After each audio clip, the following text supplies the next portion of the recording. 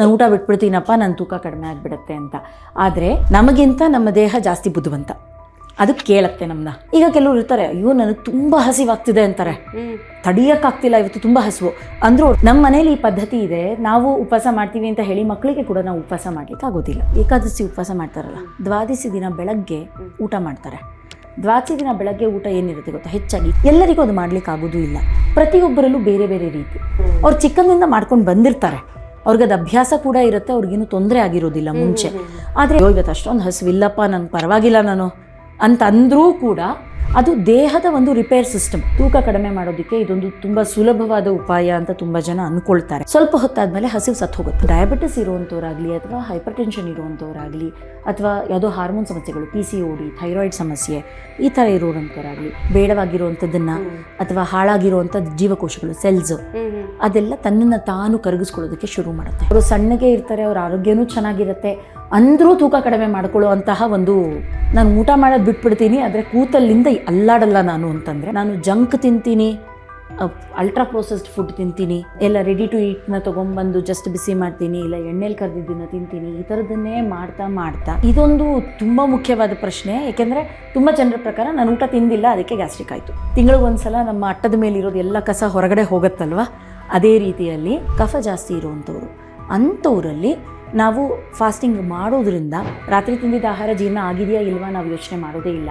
ಹುಣ್ಣಾಗಿದೆ, ಗಾಯ ಆಗಿದೆ, ರಕ್ತದ ವಾಂತಿ ಥರ ಬರ್ತಾ ಇದೆ, ಅಥವಾ ಮೋಷನ್ನು ಕಪ್ಪಿಗೆ ಹೋಗ್ತಾ ಇದೆ, ಅಂದರೆ ರಕ್ತ ಜಾಸ್ತಿ ಬ್ಲೀಡಿಂಗ್ ಆಗಿಬಿಟ್ಟು ಒಳಗಡೆ, ಈ ಥರದ್ದೆಲ್ಲ ಸಮಸ್ಯೆ ಇದ್ದಾಗ, ಇಷ್ಟು ದಿನ ನಾನು ಯಾವತ್ತೂ ಮಾಡಿಲ್ಲ, ಇವತ್ತು ಉಪವಾಸ ಶುರು ಮಾಡ್ತಾ ಇದ್ದೀನಿ, 16/8 ಏನೋ ಒಂದು ನಾನು ಶುರು ಮಾಡ್ತೀನಿ, ಪ್ರಾರಂಭಿಸ್ತೀನಿ ಅಂದರೆ, ನೀವು ಕೇಳಿರ್ಬೋದು ಲಂಘನಂ ಪರಮೌಷಧಂ ಅಂತ ಒಂದು ಪದ ಕೇಳಿದ್ದೀರ. ಲಂಘನ ಅಂತ ಅಂದರೆ, ಈಗ ನಂಗೆ ಹಸಿತಾ ಇದೆ, ನಾನು ತಿನ್ನೋ ಹಾಗಿಲ್ಲ, ಹಸಿತಾ ಇದೆ ತಿನ್ನೋ ಹಾಗಿಲ್ಲ, ಈ ರೀತಿಯಾದಂತಹ ಒಂದು ಟೆನ್ಷನಲ್ಲೇ ಅವ್ರು ಇರ್ತಾರೆ. ಇವಾಗ ಒಂದು ಕಾರ್ನ ರಿಪೇರಿಗೆ ಕೊಟ್ಬಿಟ್ಟು, ರಿಪೇರ್ ಆಗಿರುವಂಥ ಗಾಡಿ ಎತ್ಕೊಂಡ್ಬಂದು ತಕ್ಷಣ ನೀವು ಇಲ್ಲಿಂದ ಡೆಲ್ಲಿಗೆ ನಾನು ಕಾರಲ್ಲಿ ಹೋಗ್ತೀನಿ ಅನ್ನೋಕ್ಕಾಗಲ್ಲ. ಚೆನ್ನಾಗಿ ಹಸಿವಾಗಿತ್ತು ನೆನ್ನೆ ಇಡಿ ಅಂತ ಹೇಳಿ ಇವತ್ತು ನಾನು ಒಳ್ಳೆ ಬ್ಯಾಟಿಂಗ್ ಮಾಡ್ತೀನಿ ಅನ್ನೋದು ಬೇಡ. 2 ದಿನ ಊಟ ಬಿಟ್ಟರೆ ಕೊನೆಗೆ ಒಂದಿನ ತಲೆ ಸುತ್ತು ಬೀಳ್ತಾರೆ, ಆಮೇಲೆ ಹೋಗಿ ಅವರಿಗೆ ಗ್ಲೂಕೋಸ್ IV ಮೂಲಕ ಕೊಡಬೇಕಾಗ್ತದೆ. ಕೆಲವರಲ್ಲಿ ಒಂದು ನಂಬಿಕೆ ಏನು ಅಂತ ಹೇಳಿದ್ರೆ, ಉಪವಾಸ ಅಂತ ಹೇಳಿದ್ರೆ ಅಕ್ಕಿ ಅನ್ನ ಬಿಟ್ಟು ಅಥವಾ ಅನ್ನವನ್ನ ಬಿಟ್ಟು ಬೇರೆ ಯಾವುದನ್ನಾದರೂ ನಾನು ತಿನ್ನಬಹುದು, ಒಂದು ಸ್ವಲ್ಪ ಹಣ್ಣು ತಿನ್ನಬಹುದು, ಅಥವಾ ಯಾವುದಾದ್ರೂ ಗೋಧಿ ಐಟಮ್ ಅನ್ನು ಏನಾದರೂ ಸ್ವಲ್ಪ ಸೇವನೆ ಮಾಡಬಹುದು ಅಂತ ಇರುತ್ತೆ. ಸೊ ನಿಜವಾಗಿಯೂ ಅದು ಉಪವಾಸನೇನಾ ಅಂತ?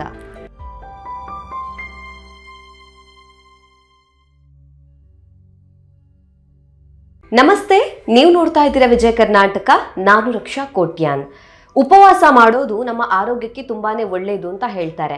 ಇದನ್ನ ಧಾರ್ಮಿಕ ರೀತಿಯಲ್ಲೂ ಕೂಡ ಉಪವಾಸ ಮಾಡೋದು ಉಂಟು. ಆದರೆ ಈ ಫಾಸ್ಟಿಂಗ್ ಅಥವಾ ಉಪವಾಸ ಮಾಡುವಂತಹ ಸರಿಯಾದ ವಿಧಾನ ಯಾವುದು? ಉಪವಾಸ ಮಾಡೋದ್ರಿಂದ ಯಾವೆಲ್ಲ ಒಳ್ಳೆಯ ಬೆನಿಫಿಟ್ಸ್ ನಮ್ಮ ದೇಹಕ್ಕೆ ಆಗುತ್ತೆ? ಯಾರೆಲ್ಲ ಉಪವಾಸ ಮಾಡಬಹುದು, ಯಾರೆಲ್ಲ ಮಾಡಬಾರ್ದು? ಸೊ ಈ ವಿಚಾರದ ಬಗ್ಗೆ ಹೆಚ್ಚಿನ ಮಾಹಿತಿಯನ್ನು ತಿಳಿಸ್ಕೊಡೋದಕ್ಕೆ ಇವತ್ತು ನಮ್ಮ ಜೊತೆ ಇದ್ದಾರೆ doctor Kavya N, senior consultant in Ayurveda and head of research at Rashtrotthana hospital, Rajarajeshwari Nagar, Bangalore. Doctor, ಕಾರ್ಯಕ್ರಮಕ್ಕೆ ಸ್ವಾಗತ. ನಮಸ್ತೆ, ಥ್ಯಾಂಕ್ ಯು. ಡಾಕ್ಟರ್, ಈಗ ಉಪವಾಸ ಅಥವಾ ನಾವು ಫಾಸ್ಟಿಂಗ್ ಅಂತ ಏನು ಹೇಳ್ತೀವಿ, ಸೊ ಇದು ಆರೋಗ್ಯಕ್ಕೆ ತುಂಬಾ ಒಳ್ಳೇದು ಅನ್ನೋಂಥದ್ದು ಎಲ್ರಿಗೂ ಕೂಡ ಗೊತ್ತಿರುವಂತದ್ದೇ. ಇಷ್ಟು ಉಪವಾಸಗಳಲ್ಲಿ ಈ ತರ ವೆರೈಟಿ ಇದೆ ಅಂತ ಹೇಳಿದ್ರಲ್ವ ಡಾಕ್ಟರ್, ಒಬ್ಬೊಬ್ರು ಒಂದೊಂದ್ ತರ ಮಾಡ್ತಾರೆ ಅಂತ. ನಿಮ್ಮ ಪ್ರಕಾರ ಅಥವಾ ಆಯುರ್ವೇದದ ಪ್ರಕಾರ ಇದರಲ್ಲಿ ಯಾವ್ದು ಬೆಸ್ಟ್ ಅಂತ ಹೇಳ್ತೀರಾ? ಇನ್ನು ಕೆಲವರು ನೀರನ್ನು ಕುಡಿಯೋದು ಉಪವಾಸ ಮಾಡ್ತಾರೆ, ಅಥವಾ ಇನ್ ಕೆಲವರು ಉಪವಾಸ ಮಾಡ್ಬೇಕಾದ್ರೆ ಮಿಡ್ಲಲ್ಲಿ ಅದನ್ನ ತಿಂತೀನಿ, ರೈಸ್ ಐಟಮ್ ಬಿಟ್ಟು ಬೇರೆ ಏನೇನಾದ್ರೂ ತಿಂತೀನಿ ಅಂತ ಹೇಳ್ತಾರೆ. ಸೊ ಇದೆಲ್ಲ ಎಷ್ಟರ ಮಟ್ಟಿಗೆ ಸರಿ, ಎಷ್ಟರ ಮಟ್ಟಿಗೆ ತಪ್ಪು ಅಂತ? ನೋಡಿ, ಇದರಲ್ಲಿ ಸರಿ ತಪ್ಪಿನ ವಿಷಯ ಇಲ್ಲ. ತುಂಬ ಪ್ರಮುಖವಾಗಿ ಏನು ಅಂತಂದರೆ, ಪ್ರತಿಯೊಬ್ಬರ ದೇಹ ಬೇರೆ ಬೇರೆ ರೀತಿಯಾದದ್ದು. ಓಕೆ, ಈಗ ಒಬ್ಬರಿಗೆ 10 ದೋಸೆ ತಿನ್ಬೋದು, ಆರಾಮಾಗಿ ತಿಂತಾರೆ, ಇನ್ನೊಬ್ಬರಿಗೆ 2 ದೋಸೆಗೆ ಸಾಕಾಗತ್ತೆ. ಹೌದಲ್ವಾ? ಅದು ಅವರ ದೇಹ, ಅವರ ಜೀರ್ಣಶಕ್ತಿ ಎಷ್ಟು ಚೆನ್ನಾಗಿದೆ, ಅವರ ಅಗ್ನಿ ಅಂತ ಕರಿತೀವಿ, ಅಂದರೆ ಅವರ ಹೊಟ್ಟೆಯಲ್ಲಿರ್ತಕ್ಕಂತಹ ಒಂದು ಡೈಜೆಸ್ಟಿವ್ ಪವರ್ ಅಂತ ಅನ್ಕೊಳ್ಬಹುದು. ಅದನ್ನು ಅಗ್ನಿ ಎಷ್ಟು ಚೆನ್ನಾಗಿದೆ. ಈಗ ಕೆಲವರು ಇರ್ತಾರೆ, ಅಯ್ಯೋ ನನಗೆ ತುಂಬ ಹಸಿವಾಗ್ತಿದೆ ಅಂತಾರೆ, ತಡಿಯೋಕ್ಕಾಗ್ತಿಲ್ಲ ಇವತ್ತು ತುಂಬ ಹಸಿವು ಅಂದರೂ ಅವ್ರು ತಿನ್ನೋದು ಒಂದೇ ಚಪಾತಿಗೆ ಅವ್ರ ಹೊಟ್ಟೆ ತುಂಬಿ ಬಿಡುತ್ತೆ, ಅಥವಾ 4 ತುತ್ತನ್ನಕ್ಕೆ ಹೊಟ್ಟೆ ತುಂಬಿ ಬಿಡುತ್ತೆ. ಇನ್ನು ಕೆಲವರಿಗೆ ಅಯ್ಯೋ ಇವತ್ತು ಅಷ್ಟೊಂದು ಹಸಿವಿಲ್ಲಪ್ಪ, ನನಗೆ ಪರವಾಗಿಲ್ಲ ನಾನು ಅಂತ ಅಂದರೂ ಕೂಡ ಚೆನ್ನಾಗಿ 4-5 ದೋಸೆ ತಿನ್ನುವಷ್ಟು ಇರ್ತಾರೆ. ಹೌದಾ ಅಲ್ವಾ? ನೋಡಿದ್ದೀನಿ, ನಾನು ಎಕ್ಸ್ಪೀರಿಯನ್ಸ್ ಅಲ್ಲಿ ನೋಡಿದ್ದೀನಿ ಆ ಥರ. ಸೊ ಒಬ್ಬರೊಬ್ರು ಒಂದೊಂದು ರೀತಿ ಇರ್ತಾರೆ. ಹಾಗಾಗಿ ಅವರ ದೇಹ ಪ್ರಕೃತಿಗೆ ಯಾವುದು ಸೂಟ್ ಆಗುತ್ತೆ ಅಂತ ನಾವು ನೋಡ್ಕೊಳ್ಬೇಕಾಗತ್ತೆ. ಎಲ್ಲರೂ ನಾನು ಕಂಪ್ಲೀಟ್ ನಿರ್ಜಲ ಉಪವಾಸ ಮಾಡ್ತೀನಿ ಅಂತ ಹೇಳಲಿಕ್ಕೆ ಆಗೋದಿಲ್ಲ. ನೀರನ್ನು ಬಿಟ್ಟು ಉಪವಾಸ ಮಾಡೋದು, ಮತ್ತೆ ಇನ್ನೊಂದು ಆ ಥರ ನೀರನ್ನ ಕಂಪ್ಲೀಟ್ ಆಗಿ ಬಿಡೋದು ಕೂಡ ತಪ್ಪಾಗುತ್ತೆ, ಡಿಹೈಡ್ರೇಷನ್ ಆಗಿಬಿಡತ್ತೆ. ಎಲ್ಲರಿಗೂ ಅದು ಮಾಡ್ಲಿಕ್ಕೆ ಆಗೋದು ಇಲ್ಲ.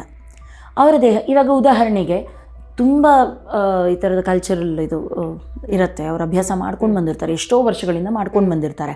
ಅದೇ ಅವ್ರಿಗೊಂದು 75-80 ವರ್ಷ ಆಯಿತು ಅಂದ್ಕೊಳ್ಳೋಣ, ಆಗ ಅವ್ರ ಕೈಲಿ ಉಪವಾಸ ಮಾಡ್ಲಿಕ್ಕೆ ಆಗೋದಿಲ್ಲ. ಅವ್ರು ಚಿಕ್ಕಂದಿಂದ ಮಾಡ್ಕೊಂಡು ಬಂದಿರ್ತಾರೆ, ಅವ್ರಿಗೆ ಅದು ಅಭ್ಯಾಸ ಕೂಡ ಇರುತ್ತೆ, ಅವ್ರಿಗೇನು ತೊಂದರೆ ಆಗಿರೋದಿಲ್ಲ ಮುಂಚೆ. ಆದರೆ ಅವರ ವಯಸ್ಸಿನ ಅನುಗುಣವಾಗಿ ಎಷ್ಟೋ ಸಲ ಅವ್ರಿಗೆ ಆ ಉಪವಾಸವನ್ನು ಕಂಟಿನ್ಯೂ ಮಾಡಲಿಕ್ಕೆ ಆಗೋದಿಲ್ಲ. ಹಾಗಾಗಿ ಅದೇ ಥರ ಈಗ ಮಕ್ಕಳಿಗೆ ನಮ್ಮ ಮನೇಲಿ ಈ ಪದ್ಧತಿ ಇದೆ, ನಾವು ಉಪವಾಸ ಮಾಡ್ತೀವಿ ಅಂತ ಹೇಳಿ ಮಕ್ಕಳಿಗೆ ಕೂಡ ನಾವು ಉಪವಾಸ ಮಾಡಲಿಕ್ಕೆ ಆಗೋದಿಲ್ಲ. ಅಥವಾ ಉದಾಹರಣೆಗೆ ಯಾರೊಬ್ಬರು ಪ್ರೆಗ್ನೆಂಟ್ ಲೇಡಿ ಇರ್ತಾರೆ, ಗರ್ಭಿಣಿಯರಲ್ಲಿ ನಾವು ಉಪವಾಸ ಮಾಡಲಿಕ್ಕೆ ಆಗೋದಿಲ್ಲ. ಅವರ ನ್ಯೂಟ್ರಿಷನ್ ರಿಕ್ವೈರ್ಮೆಂಟ್, ದೇಹಕ್ಕೆ ಪೌಷ್ಟಿಕಾಂಶಗಳ ಅಗತ್ಯ ಜಾಸ್ತಿ ಇರುತ್ತೆ. ಸೊ ಈ ರೀತಿ ಪ್ರತಿಯೊಬ್ಬರಲ್ಲೂ ಬೇರೆ ಬೇರೆ ರೀತಿ ಯಾರಿಗೆ ಸಾಧ್ಯ ಆಗುತ್ತೆ ಅಂಥವರಲ್ಲಿ ನಾವು ಹೆಚ್ಚಾಗಿ ಮಾಡಲಿಕ್ಕೆ ಅವಕಾಶ ಇರುತ್ತೆ, ಇನ್ನು ಕೆಲವರಿಗೆ ಆಗೋದಿಲ್ಲ. ಅದರ ಪ್ರಕಾರ ನಾವು ನೋಡಬೇಕಾಗತ್ತೆ. ನಮ್ಮ ಪ್ರಕಾರ ಒಬ್ಬ ವೈದ್ಯರನ್ನ ಕೇಳಿ ನೀವು ಪ್ರಾರಂಭಿಸೋದು ಒಳ್ಳೇದು ಅಂತ. ನಿಮ್ಮ ದೇಹಕ್ಕೆ ಅನುಗುಣವಾಗಿ ಯಾವ ರೀತಿಯಾದಂತಹ ಉಪವಾಸ ಸೂಕ್ತ ಅನ್ನೋದನ್ನ ಕೇಳಿ ಆಮೇಲೆ ಕಂಟಿನ್ಯೂ ಮಾಡೋದು ಬೆಸ್ಟ್. ಹೌದು, ಅದು ಒಳ್ಳೇದು. ಹಾಗಿದ್ರೆ ಈಗ ಡಯಾಬಿಟಿಸ್ ಇತ್ತು, BP ಶುಗರ್ ಇತ್ತು, ಬೇರೆ ಏನೋ ಹೆಲ್ತ್ ಇಶ್ಯೂ ಇತ್ತು ಅಂದಾಗ ಅವ್ರು ಉಪವಾಸ ಮಾಡಬಹುದಾ ಅಂತ ನೋಡಿ, ಇದೊಂದು ತುಂಬ ಮುಖ್ಯವಾದಂಥ ಪ್ರಶ್ನೆ. ಎಲ್ಲರೂ ಉಪವಾಸ ಮಾಡ್ಲಿಕ್ಕೆ ಆಗೋದಿಲ್ಲ. ಈಗ ಡಯಾಬಿಟಿಸ್ ಅಂತ ನೀವೇ ಹೇಳಿದ್ರಿ, ಡಯಾಬಿಟಿಸ್ ಇದ್ದವರಿಗೆ ಆಗಲೇ ನಾನು ಹೇಳಿದೆ, ಇನ್ಸುಲಿನ್ ರೆಸಿಸ್ಟೆನ್ಸ್ ಬಗ್ಗೆ ಹೇಳಿದೆ, ಇನ್ಸುಲಿನ್ ಶುಗರ್ನ ಕಡಿಮೆ ಮಾಡೋದಕ್ಕೆ ಕೂಡ ಇದು ತುಂಬ ಸಹಾಯ ಆಗುತ್ತೆ ಅನ್ನೋಂಥ ವಿಷಯ ಕೂಡ ನಾನು ಹೇಳಿದೆ. ಆದರೆ ಇನ್ಸುಲಿನ್ ಒಬ್ಬರು ತೊಗೊಳ್ತಾ ಇರ್ತಾರೆ, ಇಂಜೆಕ್ಷನ್ ತೊಗೊಳ್ತಾ ಇರ್ತಾರೆ ಅಂದ್ಕೊಳ್ಳೋಣ, ಅಥವಾ ಟೈಪ್ 1 ಡಯಾಬಿಟಿಸ್ ಅಂತ ಕರಿತೀವಿ. ಅಂಥ ಸಮಯದಲ್ಲಿ ಅಂಥವರಿಗೆ ತುಂಬ ಬೇಗ ಹೈಪೋಗ್ಲೈಸಿಮಿಯಾ ಅಂದರೆ ಲೋ ಶುಗರ್ ಆಗುವಂಥ ಸಾಧ್ಯತೆಗಳಿರುತ್ತೆ. ಸೊ ಈಗ ಲೋ ಶುಗರ್ ಆಗ್ತಿದೆ ಅಂತ ಅಂದರೆ ಅದರ ಅರ್ಥ ಅವ್ರಿಗೆ ಬೇಕಾದಷ್ಟು ನ್ಯೂಟ್ರಿಷನ್ ಆಗ್ತಾ ಇಲ್ಲ ಅಂತ. ಸೊ ನಾವು ಡಯಾಬಿಟಿಸ್ ಇದ್ದವರಲ್ಲಿ ಕೂಡ ಅದರಲ್ಲೂ ಇನ್ಸುಲಿನ್ ಎಲ್ಲ ತೊಗೊಳ್ತಾ ಇದ್ದರೆ ಅವ್ರು ಉಪವಾಸ ಮಾಡ್ತೀನಿ ಅಂತ ಅಂದಾಗ ನಾವು ಫಸ್ಟ್ ಕೇಳೋದೇ ಇದು, ನಿಮಗೆ ಲೋ ಶುಗರ್ ಆಗ್ತಾ ಇದೆಯಾ, ನಿಮ್ಮ ಆಹಾರ ಪದ್ಧತಿ ಹೇಗಿದೆ. ಇನ್ಸುಲಿನ್ ತೊಗೊಳ್ಳೋರು ಅಂತಾನೆ ಅಲ್ಲ, ಎಷ್ಟೋ ಸಲ ಈಗ ಡಯಾಬಿಟಿಸ್ಗೆ ಮಾತ್ರೆಗಳನ್ನ ತೊಗೊಳ್ತಾ ಇರ್ತಾರೆ, ಮಾತ್ರೆ ತಗೊಳ್ತಾ ಇದ್ದಾಗ ಕೂಡ ಲೋ ಶುಗರ್ ಆಗುವಂಥ ಸಾಧ್ಯತೆಗಳಿರುತ್ತೆ. ಹೈ ಶುಗರ್ ಇದ್ದವ್ರು ಹಾಗಿದ್ರೆ ತುಂಬ ಹೈ ಶುಗರ್ ಇದ್ದವರಲ್ಲೂ ಅಷ್ಟೇನೆ ಹೈ ಶುಗರ್ ಇರುತ್ತೆ. ಆ ಹೈ ಶುಗರ್ನ ದೇಹ ಹೊರಗಡೆ ಹಾಕೋದಕ್ಕೆ ಪ್ರಯತ್ನ ಪಡ್ತಾ ಇರುತ್ತೆ. ಉದಾಹರಣೆಗೆ ಮೂತ್ರದಲ್ಲಿ ಯೂರಿನ್ ಟೆಸ್ಟ್ ಮಾಡಿಸಿದಾಗ ನಮಗೆ ಶುಗರ್ ಜಾಸ್ತಿ ಇದೆ ಅಂತ ತೋರಿಸುತ್ತೆ, ಯೂರಿನ್ ಶುಗರ್. ಅದು ದೇಹದ ಒಂದು ರಿಪೇರ್ ಸಿಸ್ಟಮ್. ಅರ್ಥ ಆಯ್ತಲ್ವಾ? ದೇಹ ಆ ಶುಗರ್ನ ಹೊರಗೆ ಹಾಕೋದಕ್ಕೆ ಟ್ರೈ ಮಾಡುತ್ತೆ. ಇದೇ ರೀತಿ ದೇಹದ ಹಲವಾರು ರಿಪೇರ್ ಸಿಸ್ಟಮ್ಸ್ ಇದೆ. ಆಟೋಫೇಜಿ ಅಂತ ಕೂಡ ಒಂದಿದೆ, ನೆಕ್ಸ್ಟ್ ನಾನು ಅದ್ರ ಬಗ್ಗೆ ಹೇಳ್ತೀನಿ. ಈಗ ದೇಹ ಹೊರಗೆ ಹಾಕೋದಕ್ಕೆ ಪ್ರಯತ್ನ ಪಡ್ತಾ ಇದೆ ಹೈ ಶುಗರ್ನ. ನಾವು ಇನ್ನೂ ಕಟ್ ಡೌನ್ ಮಾಡಿದ್ರೆ ಆವಾಗ ದೇಹಕ್ಕೆ ಬೇಕಾಗಿರುವಂತಹ ನ್ಯೂಟ್ರಿಷನ್ ಸಿಗೋದಿಲ್ಲ. ಸೊ ಡಯಾಬಿಟಿಸ್ ಇರುವಂಥವ್ರಾಗಲಿ ಅಥವಾ ಹೈಪರ್ ಟೆನ್ಷನ್ ಇರುವಂಥವ್ರಾಗಲಿ ಅಥವಾ ಯಾವುದೋ ಹಾರ್ಮೋನ್ ಸಮಸ್ಯೆಗಳು, PCOD, ಥೈರಾಯ್ಡ್ ಸಮಸ್ಯೆ ಈ ಥರ ಇರೋರಂಥವ್ರಾಗಲಿ, ಈವನ್ ಒಬೇಸಿಟಿ, ಎಲ್ಲರೂ ಅಂದ್ಕೊಳ್ಳೋದೇನು ಫಾಸ್ಟಿಂಗ್ ಮಾಡಿದ್ರೆ ನನ್ನ ವೆಯ್ಟ್ ಲಾಸ್ ಆಗುತ್ತೆ ಅಂತ. ತೂಕ ಕಡಿಮೆ ಮಾಡೋದಕ್ಕೆ ಇದೊಂದು ತುಂಬ ಸುಲಭವಾದ ಉಪಾಯ ಅಂತ ತುಂಬ ಜನ ಅಂದ್ಕೊಳ್ತಾರೆ. ನಾನು ಊಟ ಬಿಟ್ಬಿಡ್ತೀನಪ್ಪ, ನನ್ನ ತೂಕ ಕಡಿಮೆ ಆಗಿಬಿಡುತ್ತೆ ಅಂತ. ಆದರೆ ಇದ್ದಾಗ ಈ ಥರದ್ದು ಏನಾಗುತ್ತೆ, ಯಾವುದೇ ಒಂದು ದೇಹದ ತೊಂದರೆ ಇದ್ದಾಗ ನನ್ನ ಸಜೆಷನ್ ಅಂತಂದರೆ ನಿಮ್ಮ ಡಾಕ್ಟರ್ನ ಕೇಳಿ. ನಿಮಗೆ ಸೂಟಬಲ್ ಆಗಿರುವಂತಹ ಒಂದು ಫಾಸ್ಟಿಂಗ್ ಪ್ಲ್ಯಾನನ್ನು ನೀವು ರೆಡಿ ಮಾಡ್ಕೊಳ್ಬೋದು. ಇಲ್ಲ ಡಾಕ್ಟರ್ನ ಕೇಳಿ, ಇಲ್ಲ ಡೈಟಿಷಿಯನ್ಸ್ನ ಕೇಳಿ.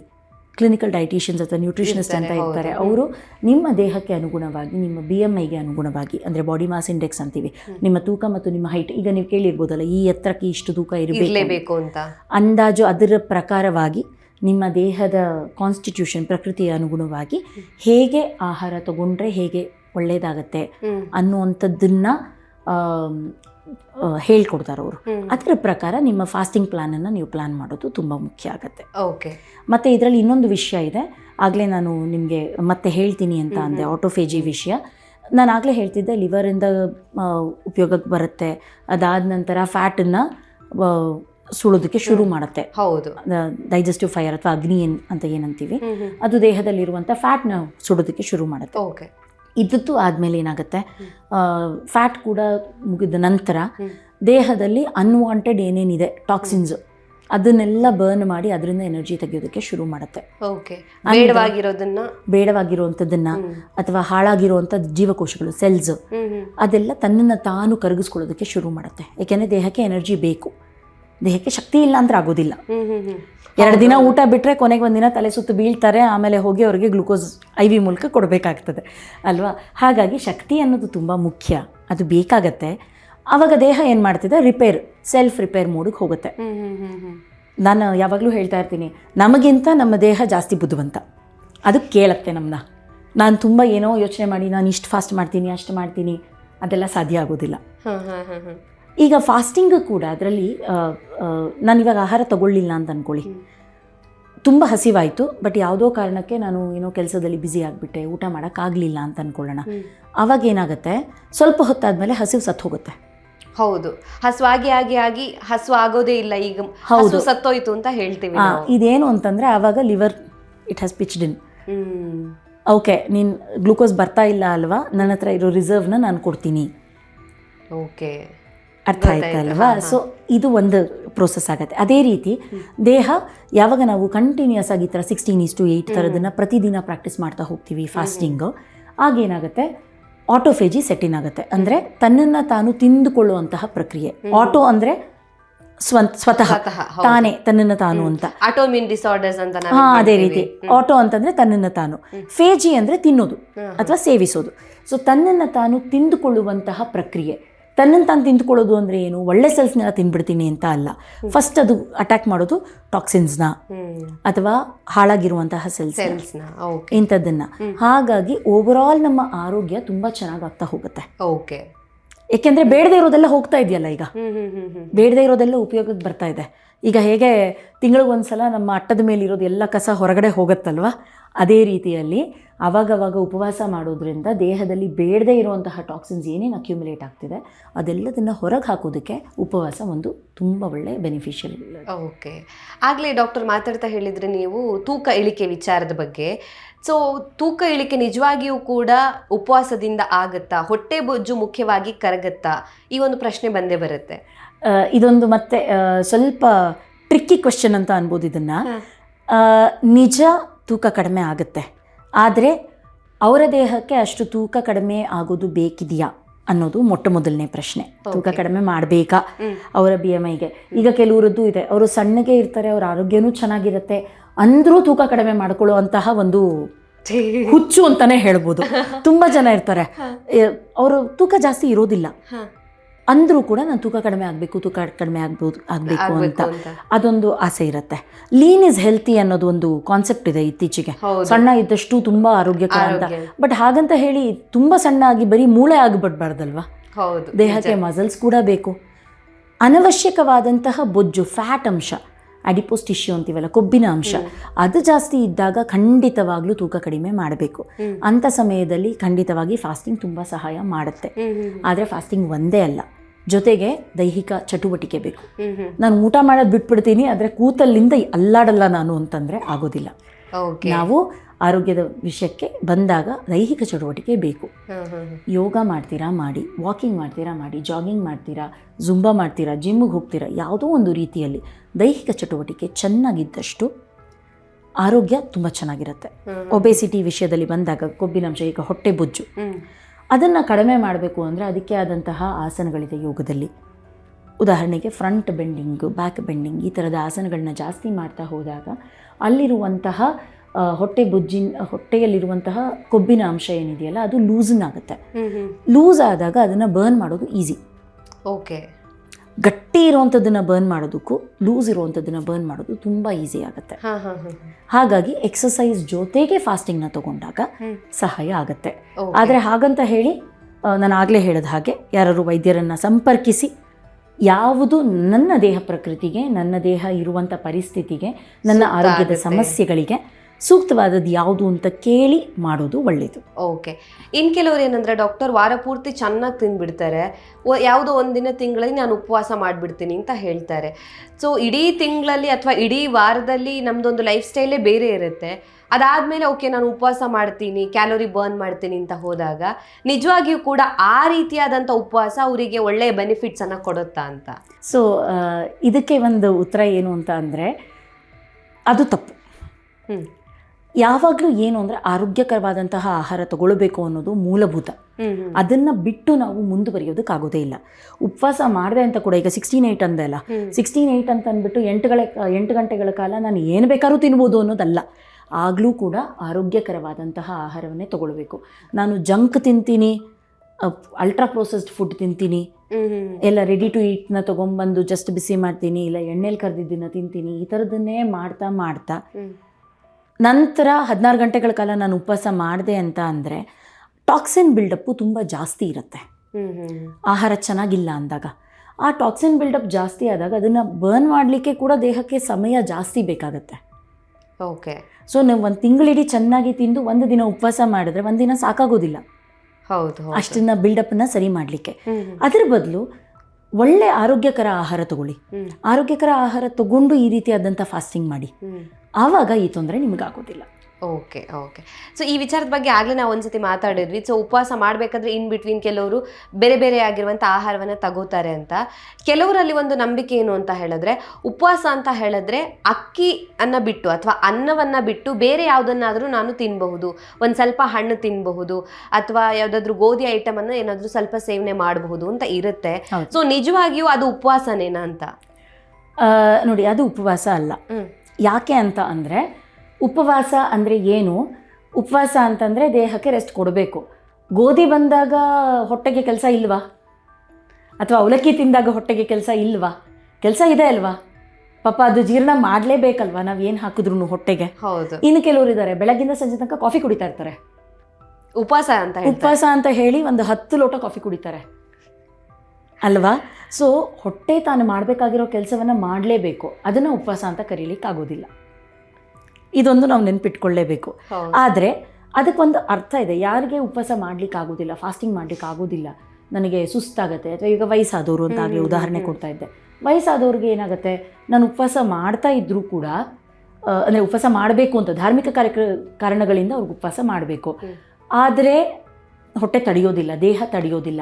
ಅಂಥ ಸಮಯದಲ್ಲಿ ಏನು ಮಾಡ್ತೀವಿ, ಈ ಥರದ್ದು ಇದು ಲೋ ಗ್ಲೈಸಿಮಿಕ್ ಇಂಡೆಕ್ಸ್ ಇರುವಂತಹ ಫುಡ್ಸ್, ಅಂದರೆ ಗ್ಲೂಕೋಸ್ ಹೆಚ್ಚಿನದು ಕೊಡೋದಿಲ್ಲ. ಈಗ ಅನ್ನ ತುಂಬ ಗ್ಲೂಕೋಸ್ ಕೊಡುತ್ತೆ, ಗೋಧಿ ಕೂಡ ಉದಾಹರಣೆಗೆ ತುಂಬ ಗ್ಲೂಕೋಸ್ ಕೊಡುತ್ತೆ. ಅನ್ನಕ್ಕೂ ಗೋಧಿಗೂ ಅಂಥ ವ್ಯತ್ಯಾಸ ಇಲ್ಲ ಗ್ಲೈಸಿಮಿಕ್ ಇಂಡೆಕ್ಸಲ್ಲಿ. ಅದೇ ಆದರೆ ಅವರು ರವೆಯಿಂದ ಮಾಡಿರೋಂಥದ್ದು, ರವೆ ಇಡ್ಲಿ ತಿಂತೀನಿ, ಉಪ್ಪಿಟ್ಟು ತಿಂತೀನಿ, ಈ ರೀತಿ ಹೇಳ್ತಾರಲ್ವ, ಅಂಥ ಸಮಯದಲ್ಲಿ ಏನಾಗುತ್ತೆ, ಹೊಟ್ಟೆ ಮೇಲೆ ಅಂದರೆ ಗ್ಲೂಕೋಸ್ ಅಂಶ ಕಡಿಮೆ ಇರುತ್ತೆ. ಈಗ 100 ಗ್ರಾಮ್ ಆಹಾರ ತಿಂದಾಗ ಅನ್ನದಿಂದ ಸುಮಾರು 60-70% ಗ್ಲೂಕೋಸ್ ಬರ್ತಿದೆ ಅಂತಂದರೆ, ಅದೇ ರವೆ ಅಂಥದ್ದನ್ನು ತಿಂದಾಗ ಸುಮಾರು 30-40% ಮಾತ್ರ ನಮಗೆ ಗ್ಲೂಕೋಸ್ ಬರ್ತಾ ಇರುತ್ತೆ.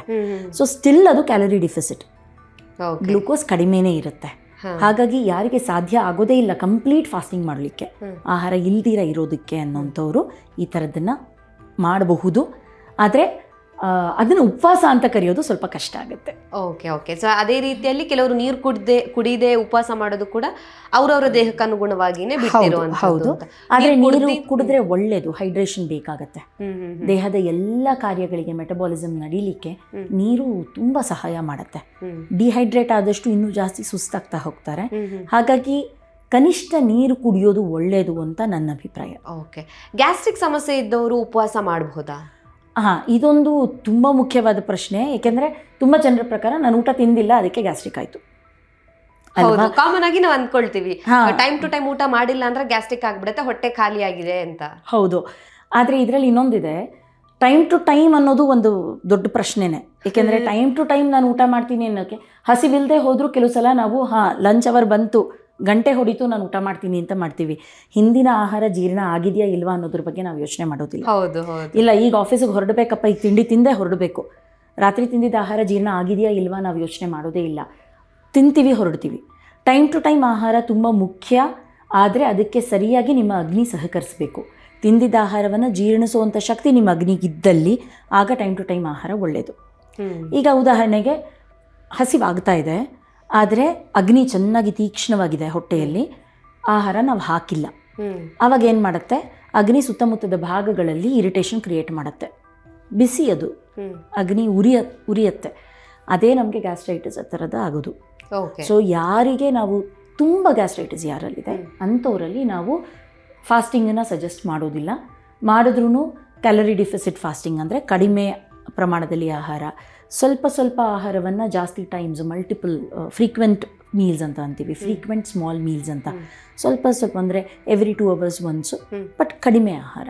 ಈ ರೀತಿಯಾದಂತಹ ಫಾಸ್ಟಿಂಗ್ ಮೆಥಡ್ಸ್ನ ಫಾಲೋ ಮಾಡ್ಬೋದೇ ಹೊರತು ಕಂಪ್ಲೀಟ್ ಫಾಸ್ಟಿಂಗನ್ನು ನಾವು ಅಸಿಡಿಟಿ ಇರೋರಲ್ಲಿ ಬೇಡ ಅಂತ ಹೇಳೋದೇ ಉತ್ತಮ ಅಂತ ನನ್ನ ಅಭಿಪ್ರಾಯ. ಓಕೆ. ಸೊ ಹಾಗಿದ್ರೆ ಈಗ ಇದನ್ನೇ ರಿವರ್ಸ್ ಆಗಿ ಕೇಳೋದಾದ್ರೆ, ಉಪವಾಸ ಮಾಡೋದ್ರಿಂದ ಗ್ಯಾಸ್ಟ್ರಿಕ್ ಪ್ರಾಬ್ಲಮ್ ಕಡಿಮೆ ಆಗುತ್ತಾ? ಉಪವಾಸ ಮಾಡೋದ್ರಿಂದ ಗ್ಯಾಸ್ಟ್ರಿಕ್ ಪ್ರಾಬ್ಲಮ್ ಟೆಂಡೆನ್ಸಿ ಇರೋರಲ್ಲಿ ಗ್ಯಾಸ್ಟ್ರಿಕ್ ಪ್ರಾಬ್ಲಮ್ ಶುರು ಆಗಬಹುದು. ಈಗ ಕೆಲವರಲ್ಲಿ ಪಿತ್ತ ಜಾಸ್ತಿ ಇರುತ್ತೆ, ದೇಹ ಪ್ರಕೃತಿತಃ ಅವರು ಪಿತ್ತ ಪ್ರಮುಖವಾಗಿ ಪಿತ್ತದವರಾಗಿರ್ತಾರೆ. ಅಂಥವರಲ್ಲಿ ಅಗ್ನಿ ಕೂಡ ತುಂಬ ತೀಕ್ಷ್ಣ ಇರುತ್ತೆ. ಅಂಥವರು ಇದನ್ನು ಮಾಡಿದ್ರೆ ಸ್ವಲ್ಪ ಕಷ್ಟನೇ ಆಗುತ್ತೆ ಮ್ಯಾನೇಜ್ ಮಾಡೋದು.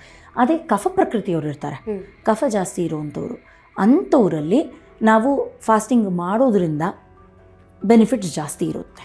ಓಕೆ.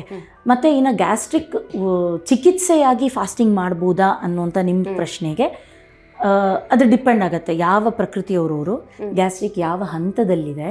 ಈಗ ಅಲ್ಲಿ ಪೆಪ್ಟಿಕ್ ಅಲ್ಸರ್ ಆಗೋ ಲೆವೆಲ್ಲಿಗೆ ಒಳಗಡೆ ಹೊಟ್ಟೆಯಲ್ಲಿ ಹುಣ್ಣಾಗಿದೆ, ಗಾಯ ಆಗಿದೆ, ರಕ್ತದ ವಾಂತಿ ಥರ ಬರ್ತಾ ಇದೆ, ಅಥವಾ ಮೋಷನ್ನು ಕಪ್ಪಿಗೆ ಹೋಗ್ತಾ ಇದೆ, ಅಂದರೆ ರಕ್ತ ಜಾಸ್ತಿ ಬ್ಲೀಡಿಂಗ್ ಆಗಿಬಿಟ್ಟು ಒಳಗಡೆ, ಈ ಥರದ್ದೆಲ್ಲ ಸಮಸ್ಯೆ ಇದ್ದಾಗ ಫಾಸ್ಟಿಂಗ್ ಬೇಡ ಅಂತಲೇ ನಾವು ಹೇಳೋದು. ಓಕೆ. ಉಪವಾಸ ಮಾಡೋದ್ರಿಂದಾಗಿ ನಮ್ಮ ಮಾನಸಿಕ ಆರೋಗ್ಯ ಏನಾದರೂ ವೃದ್ಧಿ ಆಗುತ್ತೆ ಡಾಕ್ಟರ್? ಮತ್ತು ಇದೊಂದು ನೋಡಿ, ಹೊಟ್ಟೆ ಮತ್ತು ಬ್ರೈನ್, ಗಟ್ ಬ್ರೈನ್ ಕನೆಕ್ಷನ್. ಹೌದು, ಗಟ್ ಬ್ರೈನ್ ಆಕ್ಸಸ್ಗೆ ತುಂಬ ಕನೆಕ್ಷನ್ ಇದೆ. ಉಪವಾಸ ಮಾಡೋದ್ರಿಂದ ಮುಖ್ಯವಾಗಿ ಮೊಟ್ಟ ಮೊದಲನೇ, ಇವಾಗ ನಾನು ಉಪವಾಸ ಶುರು ಮಾಡಿದೆ ಅಂದ್ಕೊಳ್ಳೋಣ, ಇಷ್ಟು ದಿನ ನಾನು ಯಾವತ್ತೂ ಮಾಡಿಲ್ಲ, ಇವತ್ತು ಉಪವಾಸ ಶುರು ಮಾಡ್ತಾ ಇದ್ದೀನಿ, 16/8 ಏನೋ ಒಂದು ನಾನು ಶುರು ಮಾಡ್ತೀನಿ, ಪ್ರಾರಂಭಿಸ್ತೀನಿ ಅಂದರೆ ಫಸ್ಟ್ ಡೇ ಸ್ಟ್ರೆಸ್ ಆಗುತ್ತೆ ದೇಹಕ್ಕೆ, ದೇಹ ಅದನ್ನು ಅಕ್ಸೆಪ್ಟ್ ಮಾಡ್ಕೊಳ್ಳೋದಿಲ್ಲ. 2 ದಿನ ಹೊತ್ತಿಗೆ ಆ ಸ್ಟ್ರೆಸ್ಸು ಕಡಿಮೆ ಆಗ್ತಾ ಹೋಗುತ್ತೆ. ಕಾರ್ಟಿಸಾಲ್ ಅಂತ ಒಂದು ಇದೆ, ಸೀರಮ್ ಕಾರ್ಟಿಸಾಲ್ ಅಂತ. ಕಾರ್ಟಿಸಾಲ್ ಲೆವೆಲ್ಸು ಸ್ಟ್ರೆಸ್ಸನ್ನು ಇಂಡಿಕೇಟ್ ಮಾಡುತ್ತೆ. ಆ ಕಾರ್ಟಿಸಾಲ್ ಲೆವೆಲ್ನ ಕಡಿಮೆ ಮಾಡೋದಕ್ಕೆ ಕೂಡ ಉಪವಾಸ ಸಹಾಯ ಮಾಡುತ್ತೆ. ಮೊದಲು 1-2 ದಿನ ಮಾನಸಿಕವಾಗಿ ನಮಗೆ ತುಂಬಾ ಸ್ಟ್ರೆಸ್ ಆಗುತ್ತೆ. ಅದು ಇನ್ನೊಂದೇನಾಗುತ್ತೆ, ಅಯ್ಯೋ ನಂಗೆ ಹಸಿತಾ ಇದೆ, ನಾನು ತಿನ್ನೋ ಹಾಗಿಲ್ಲ, ಹಸಿತಾ ಇದೆ ತಿನ್ನೋ ಹಾಗಿಲ್ಲ, ಈ ರೀತಿಯಾದಂತಹ ಒಂದು ಟೆನ್ಷನಲ್ಲೇ ಅವರು ಇರ್ತಾರೆ. ಆದರೆ ನೆಕ್ಸ್ಟ್ ಸ್ಟೆಪ್ಪಲ್ಲಿ ದೇಹ ಅದಕ್ಕೆ ಅಡ್ಜಸ್ಟ್ ಆದ ನಂತರ ಏನಾಗುತ್ತೆ, ಪೂರ್ತಿ ಕಂಟ್ರೋಲಿಗೆ ಬರುತ್ತೆ. ಆಗ ಮಾನಸಿಕವಾಗಿ ಅವರು ತುಂಬ ಶಾಂತವಾಗಿರ್ತಾರೆ. ಉಪವಾಸ ಮಾಡೋದ್ರಿಂದ ಒಂದು ಕಾಮ್ನೆಸ್ ಅವರಲ್ಲಿ ಬರುತ್ತೆ. ಹಾಗಾಗಿ ತುಂಬ ಸಹಾಯ, ಮಾನಸಿಕವಾಗಿ ಕೂಡ ತುಂಬ ಸಹಾಯ ಆಗುತ್ತೆ ಇದರಿಂದ. ಓಕೆ. ಬಟ್ ಮೊದಲನೇ ದಿನ ಸ್ಟ್ರೆಸ್ ಆಯಿತು ಅಂತ ಹೇಳಿ ಇದು ನನಗೆ ಸೂಟ್ ಆಗಲ್ಲ ಅಂತ ಬಿಡೋದು ತಪ್ಪಾಗುತ್ತೆ. ದೇಹ ಅಡ್ಜಸ್ಟ್ ಆಗಲಿಕ್ಕೆ ಸ್ವಲ್ಪ ಸಮಯ ಕೊಡಬೇಕಾಗತ್ತೆ ನಾವು. ಸೊ ಸ್ಟಾರ್ಟಿಂಗ್ ಉಪವಾಸ ಮಾಡೋ ಟೈಮಲ್ಲಿ ಈ ಥರ ಸ್ಟ್ರೆಸ್ಗಳು ಇದ್ದೇ ಇರುತ್ತೆ, ಯಾಕಂದರೆ ಇಷ್ಟು ಟೈಮಲ್ಲಿ ಮಾಡಿರಲ್ಲ, ಸಡನ್ ಆಗಿ ದೇಹ ಅಡ್ಜಸ್ಟ್ ಆಗೋದಕ್ಕೂ ಕಷ್ಟ ಆಗುತ್ತೆ. ಹೌದು. ಸೊ ಉಪವಾಸ ಒಂದು ಕಡೆ ಆದರೆ, ಉಪವಾಸ ಮಾಡಿ ಆದಮೇಲೆ, ಲೈಕ್ ಈಗ ಉಪವಾಸ ನಿಲ್ಲಿಸ್ತಾ ಇದ್ದೀನಿ, ಇವತ್ತಿಗೆ ಉಪವಾಸ ಮುಗಿಯಿತು, ಉಪವಾಸ ಮುಗಿದ್ಮೇಲೆ ನಾನು ಸೇವಿಸುವಂಥ ಆಹಾರ ಹೇಗಿರಬೇಕು ಅಂತ. ಯಾಕೆಂದರೆ ಆ ಟೈಮಲ್ಲೂ ಕೂಡ ಉಪವಾಸ ಬಿಟ್ಟ ಮೇಲೆ ಯಾವ ಮಿಸ್ಟೇಕ್ಸನ್ನು ನಾವು ಮಾಡಬಾರ್ದು, ಆ್ಯಕ್ಚುಲಿ ಯಾವ ಮಿಸ್ಟೇಕ್ಸನ್ನು ಮಾಡ್ತಾ ಇದ್ದೀವಿ ನಾವು ಅಂತ. ಈಗ ಒಂದು ಮುಖ್ಯವಾದ ಎಕ್ಸಾಂಪಲ್ ಕೊಡ್ತೀನಿ. ನೀವು ಯಾರು ಏಕಾದಶಿ ಉಪವಾಸ ಮಾಡ್ತಾರಲ್ಲ, ದ್ವಾದಶಿ ದಿನ ಬೆಳಗ್ಗೆ ಊಟ ಮಾಡ್ತಾರೆ. ದ್ವಾದಶಿ ದಿನ ಬೆಳಗ್ಗೆ ಊಟ ಏನಿರುತ್ತೆ ಗೊತ್ತಾ, ಹೆಚ್ಚಾಗಿ ಗಂಜಿ ಮಾಡ್ತಾರೆ. ಗಂಜಿ ಯಾಕೆ ಅಂತ ಅಂದರೆ ಅದು ಲೈಟ್ ಫುಡ್ಡು. ಈಗ ದೇಹ ಆಟೋಫೇಜಿಗೆ ಅಭ್ಯಾಸ ಆಗಿದೆ, ಅದು ರಿಪೇರ್ ಮೋಡಲ್ಲಿದೆ. ರಿಪೇರಿ ಆಗಿದೆ. ಇವಾಗ ಒಂದು ಕಾರ್ನ ರಿಪೇರಿಗೆ ಕೊಟ್ಬಿಟ್ಟು ರಿಪೇರ್ ಆಗಿರೋಂಥ ಗಾಡಿ ಎತ್ಕೊಂಡ್ಬಂದು ತಕ್ಷಣ ನೀವು ಇಲ್ಲಿಂದ ಡೆಲ್ಲಿಗೆ ನಾನು ಕಾರಲ್ಲಿ ಹೋಗ್ತೀನಿ ಅನ್ನೋಕ್ಕಾಗಲ್ಲ, ಸಮಯ ಕೊಡಬೇಕು ಅಗ್ನಿ ವಾಪಸ್ ರಿಕವರ್ ಆಗೋದಕ್ಕೆ. ಹಾಗಾಗಿ ಲೈಟ್ ಫುಡ್, ಈಸಿಯಾಗಿ ಡೈಜೆಸ್ಟ್ ಆಗುವಂಥ ಫುಡ್ಡು. ನೀವು ಕೇಳಿರ್ಬೋದು ಲಂಘನಂ ಪರಮೌಷಧಂ ಅಂತ ಒಂದು ಪದ ಕೇಳಿದ್ದೀರಾ. ಲಂಘನ ಅಂತ ಅಂದರೆ ಲೈಟ್ ಫುಡ್ಡು, ಅಥವಾ ಉಪವಾಸ ಕೂಡ ಲಂಘನದ ಒಂದು ಇದು. ಲಘು ಅಂದರೆ ಲೈಟ್ ಫುಡ್, ಹೊಟ್ಟೆ ತುಂಬಬೇಕು, ಆದರೆ ಅದು ಸುಲಭವಾಗಿ ಜೀರ್ಣ ಆಗುವಂತಹ ಆಹಾರ ಆಗಿರಬೇಕು. ಅದನ್ನು ಲಘು ಆಹಾರ ಅಂತ ಕರಿತೀವಿ. ಓಕೆ, ಆಯಿತಾ? ಅಂದರೆ ಇವಾಗ ಉದಾಹರಣೆಗೆ ನೀವು ಜಸ್ಟ್ ಲಘು ಅಂದರೆ ಏನು ಅಂತ, ಇದು ಆಹಾರ ಒಳ್ಳೆಯದು ಅಂತ ನಾನು ಹೇಳ್ತಾ ಇಲ್ಲ ಇಲ್ಲಿ. ಭತ್ತದರಳು ನೋಡಿದ್ದೀರಾ ಅಲ್ವಾ? ಹೌದು. ಒಂದು ಪ್ಯಾಕೆಟ್ ಭತ್ತದರಳ್ದು ತೂಕ ಎಷ್ಟು ಬರುತ್ತೆ? ತುಂಬ ಕಡಿಮೆ ತೂಕ ಅದರದ್ದು, ಲೈಟ್ ವೆಯ್ಟ್ ಇರುತ್ತೆ, ತುಂಬ ಲೈಟ್ ವೆಯ್ಟು, ಆದರೆ ಹೆವಿ ಅಂದರೆ ಜಾಗ ಜಾಸ್ತಿ ತಗೊಳುತ್ತೆ. ಹೌದಾ? ಆ ಥರದ ಆಹಾರ ಅದು ಕೂಡ ಅಷ್ಟೇ, ಅದೊಂದು ಲಘು ಆಹಾರ. ತುಂಬ ಜನ ಭತ್ತದರಳಿನ ಗಂಜಿ ಇಂಥದ್ದನ್ನು ನಾವು ಇವನ್ ಹುಷಾರಿಲ್ಲದೆ ಇರೋರಿಗೂ, ಜ್ವರ ಇದ್ದರೆ, ಲೂಸ್ ಮೋಷನ್ ಆಗ್ತಾಯಿದ್ರೆ, ವಾಂತಿ ಆಗ್ತಾಯಿದ್ರೆ ಅಂಥವರಿಗೆ ಭತ್ತದರಳಿನ ಗಂಜಿ ಸಜೆಸ್ಟ್ ಮಾಡ್ತೀವಿ. ಏಕೆಂದರೆ ಅದು ಹೊಟ್ಟೆ ತುಂಬುತ್ತೆ, ಬೇಕಿರುವಂತಹ ಗ್ಲೂಕೋಸ್ನ ಕೊಡುತ್ತೆ, ಜೊತೆಗೆ ತುಂಬ ಬೇಗ ಜೀರ್ಣ ಆಗುತ್ತೆ. ಅಗ್ನಿ ಕಡಿಮೆ ಇದ್ದಾಗ ಕೂಡ ಅದನ್ನು ಜೀರ್ಣಿಸ್ಕೊಳ್ಳುವಂಥ ಶಕ್ತಿ ನಮ್ಮ ದೇಹಕ್ಕಿರುತ್ತೆ. ಸೊ ಉಪವಾಸ ಬಿಟ್ಟು ನೆಕ್ಸ್ಟ್ ಡೇ ಆದಷ್ಟು ಲಘುವಾಗಿರುವಂತಹ ಆಹಾರ, ಈಸಿಯಾಗಿ ಡೈಜೆಸ್ಟ್ ಆಗುವಂಥ ಆಹಾರವನ್ನು ತಗೊಳ್ಬೇಕು. ಚೆನ್ನಾಗಿ ಹಸಿವಾಗಿತ್ತು ನೆನ್ನೆ ಇಡಿ ಅಂತ ಹೇಳಿ ಇವತ್ತು ನಾನು ಒಳ್ಳೆ ಬ್ಯಾಟಿಂಗ್ ಮಾಡ್ತೀನಿ ಅನ್ನೋದು ಬೇಡ. ಬಿರಿಯಾನಿ ತಿಂತೀನಿ ಅನ್ನೋದು ಬೇಡ. ಬೇಡ ಬೇಡ ಬೇಡ. ಬಿರಿಯಾನಿ ತಿಂತೀನಿ, ಪಿಜ್ಜಾ, ಚೀಸ್ ಹಾಕಿರುವಂಥ ಪಿಜ್ಜಾ ತಿಂತೀನಿ, ಅದು ಬೇಡ. ಓಕೆ. ಸೊ ಈಗ ಲಘು ಆಹಾರದಲ್ಲಿ ಬೇರೆ ಯಾವ್ದಾದ್ರು ಎಕ್ಸಾಂಪಲ್ಸ್ ಅನ್ನ ಕೊಡ್ಬೋದು ಆಡಿಯನ್ಸ್ಗೆ? ಈಗ ನೋಡಿ, ನಾನು ಯಾವ್ದನ್ನ ತಿನ್ಬೇಕು ಡಾಕ್ಟ್ರೇ ಉಪವಾಸ ಮುಗಿಸಿದ್ಮೇಲೆ? ಸೊ ಯಾವ್ದೆಲ್ಲ ಲಘು ಆಹಾರ ಅನ್ನೋದು ಒಂದು ಕನ್ಫ್ಯೂಷನ್ ಇರುತ್ತೆ. ಈಗ ಒಂದು ಉದಾಹರಣೆ ನಾನು ಕೊಟ್ಟೆ, ಒಂದು ಗಂಜಿ, ಯಾವುದೇ ರೀತಿಯಾದಂಥ ಗಂಜಿಗಳು ಅದು ಈಸಿಯಾಗಿ ಡೈಜೆಸ್ಟ್ ಆಗುತ್ತೆ. ಇಡ್ಲಿ ಚೆನ್ನಾಗಿ ಡೈಜೆಸ್ಟ್ ಆಗುತ್ತೆ. ಅಥವಾ ನಾರ್ಮಲ್ ಅನ್ನ, ತಿಳಿ ಸಾರು, ಕಟ್ಟು ಅನ್ನ, ಈ ರೀತಿಯಾದಂಥದ್ದು, ಅಂದರೆ ಹೆವಿ ಆಗದೆ ಇರುವಂಥದ್ದು. ಮತ್ತು ಪೊಂಗಲ್ ಥರದ್ದು, ಮೆಣಸು, ಜೀರಿಗೆ, ಈ ಥರದ ಅಗ್ನಿಯನ್ನು ಜಾಸ್ತಿ ಮಾಡುವಂಥ, ಡೈಜೆಷನನ್ನು ಜಾಸ್ತಿ ಮಾಡುವಂಥ ಮೆಣಸು, ಜೀರಿಗೆ, ಶುಂಠಿ ಈ ಥರದ್ದನ್ನು ಹಾಕಿ ಮಾಡಿರುವಂತಹ ಆಹಾರಗಳು, ಮೆಣಸಿನ ಸಾರು, ಅದನ್ನು ಅನ್ನಕ್ಕೆ ಕಲಸಿ ತಿನ್ನುವಂಥದ್ದು, ಈ ರೀತಿಯಾದಂಥ ಆಹಾರಗಳನ್ನ ಪ್ರತಿಯೊಬ್ಬರು ತಗೊಳ್ಬಹುದು. ಓಕೆ ಓಕೆ ಡಾಕ್ಟರ್, ಕೊನೆಯದಾಗಿ ನಿಮ್ಮ ಕಡೆಯಿಂದ ಉಪವಾಸದ ವಿಚಾರದ ಬಗ್ಗೆ ಆಡಿಯನ್ಸ್ಗೆ ಟಿಪ್ಸ್ ಕೊಡೋದಾದರೆ, ನಾನು ಮೊದಲನೇ ಬಾರಿ ಶುರು ಮಾಡ್ತಾ ಇದ್ದೀನಿ, ಹೇಗಪ್ಪ ಸ್ಟಾರ್ಟ್ ಮಾಡಬೇಕು ಅನ್ನೋ ಭಯ ಕೆಲವರಿಗಿರುತ್ತೆ. ಇನ್ನು ಕೆಲವರಿಗೆ ನನ್ನ ದೇಹಕ್ಕೆ ಉಪವಾಸ ಒಳ್ಳೆಯದಾ ಅನ್ನೋದೊಂದು ಡೌಟ್ಸ್ ಇರುತ್ತೆ. ನಿಮ್ಮ ಕಡೆಯಿಂದ ಏನಾದರೂ ಸಲಹೆ ಇದ್ದರೆ? ನೋಡಿ, ಉಪವಾಸ ಅನ್ನೋದು ತುಂಬ ಪ್ರಯೋಜನಕಾರಿ, ಅದರಲ್ಲಿ ಯಾವುದೇ ಎರಡನೇ ಮಾತಿಲ್ಲ. ನಾನು ಆಗಲೇ ಹೇಳಿದ ಹಾಗೆ ಲಂಘನಂ ಪರಮೌಷಧಂ, ಅದಕ್ಕಿಂತ ಒಳ್ಳೆಯ ಔಷಧ ಇನ್ನೊಂದು ಇಲ್ಲ. ಆದರೆ ಅದು ನಿಮ್ಮ ದೇಹಕ್ಕೆ ಸರಿ ಹೊಂದುತ್ತಾ, ನಿಮಗಿರುವಂತಹ ಆರೋಗ್ಯ ಸಮಸ್ಯೆಗಳು, ಅಂದರೆ ಉದಾಹರಣೆಗೆ ಶುಗರ್ ಇರ್ಬೋದು, BP ಇರಬಹುದು, ಅಥವಾ ಒಬೆಸಿಟಿ ಇರ್ಬೋದು, ಥೈರಾಯ್ಡ್ ಸಮಸ್ಯೆ ಇರ್ಬೋದು, PCOS ಇರ್ಬೋದು, ಈ ರೀತಿಯಾದಂಥ ಸಮಸ್ಯೆಗಳು ನಿಮ್ಮಲ್ಲಿ ಇದ್ದಾಗ ಆ ಸಮಸ್ಯೆಗಳಿಗೆ ಉಪವಾಸ ಎಷ್ಟರ ಮಟ್ಟಿಗೆ ಸಹಾಯ ಮಾಡುತ್ತೆ ಅನ್ನೋದನ್ನು ನೀವು ಅರ್ಥ ಮಾಡಿಕೊಂಡು ನಿಮ್ಮ ದೇಹಕ್ಕೆ ಅನುಗುಣವಾಗಿ ಮಾಡೋದು ತುಂಬ ಮುಖ್ಯ ಆಗುತ್ತೆ. ಅದಕ್ಕೆ ನಿಮ್ಮ ವೈದ್ಯರನ್ನು ಸಂಪರ್ಕಿಸಿ, ಅವರು ನಿಮಗಾಗಿ ಒಂದು ಕಸ್ಟಮೈಸ್ಡ್ ಪ್ಲ್ಯಾನ್ ಥರ ಏನಾದರೂ ಕೊಟ್ಟಲ್ಲಿ ಅದನ್ನು ಫಾಲೋ ಮಾಡೋದು ತುಂಬ ಮುಖ್ಯ ಆಗುತ್ತೆ.